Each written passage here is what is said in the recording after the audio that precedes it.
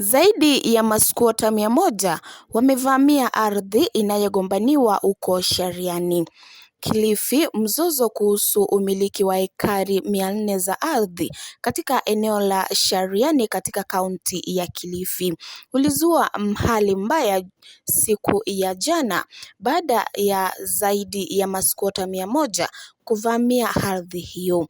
Maskwota wenye hasira waliodai umiliki wa mababu wa ardhi hiyo waligawanya wenyewe huku wakipanga kuanza kujenga majengo. Maskwota hao walishutumu baadhi ya watu mashuhuri kwa kuongoza kunyakua ardhi hiyo, wakisisitiza kuwa eneo hilo lilipewa babu zao na aliyekuwa Rais Jomo Kenyatta baada ya uhuru. Pia wamewataka mamlaka hizo kuchunguza uhalisia wa hati miliki zinazodaiwa kutolewa kwa watu mbalimbali wanaodai kumiliki sehemu ya ardhi inayogombaniwa. Hili shamba ukweli ni haki yetu, na sasa hivi tumeingia kwa shamba na hatutoki. Kama ni kutua kuja tuwe hapa, si tuko kwetu? Tumeenda kuvamia kwa wengine, si ni kwetu hapa?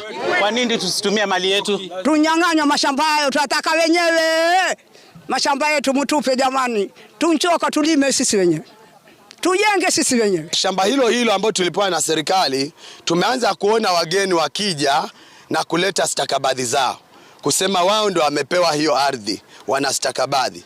Sasa swali letu kubwa ni shamba laweza peanwa mara ngapi? Hii skota yetu sisi itaisha lini? Tumevumilia serikali ya kwanza ambaye Rais Jomo Kenyatta kutoka 1963 alipowapa wazazi wetu ardhi hii.